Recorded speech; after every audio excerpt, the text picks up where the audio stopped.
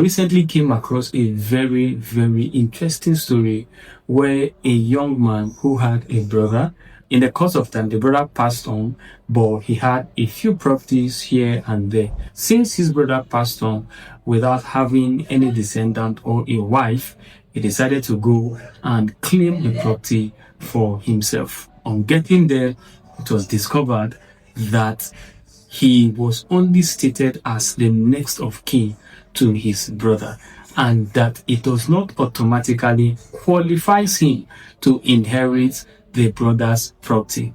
And as a matter of fact, it became an interesting issue, and that is the reason why I thought to do this video, in order to clarify and to make you understand in simple terms whom a next of kin is and what are the processes or qualifications he or she needs to have to inherit either his brother, sister, or any of his deceased king's men. So before we get there, my name is Aichems, I'm currently in the very city of Abuja, bringing to you the latest of real estate investment opportunities within Abuja and Nigeria, as a matter of fact. So a next of kin, in simple terms, simply refers to next in call.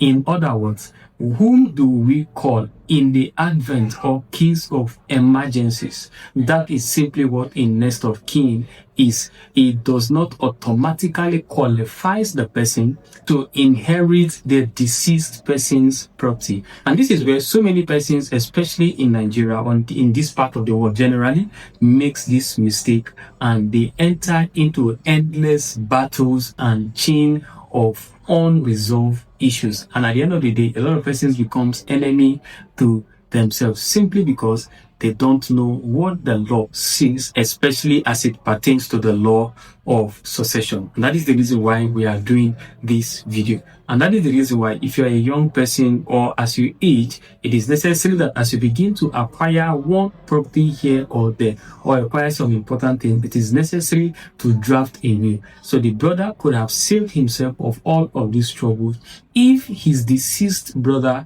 had written a will. Then in the case where, since he is the next of kin, what usually happens is that the family come together and maybe appoint one or two persons. That is where a will is not written or present.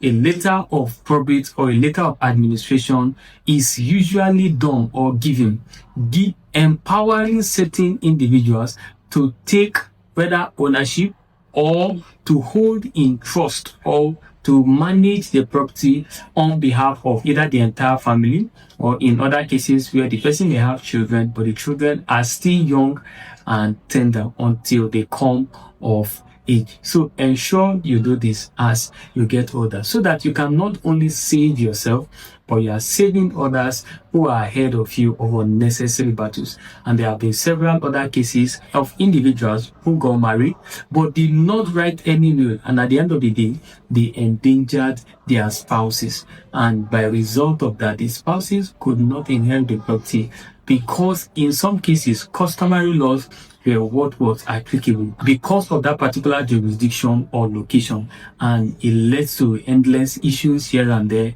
and the spouse could not inherit that particular property. So you can save your family, you can save your spouse, you can save your loved ones all of these troubles simply by having a will written.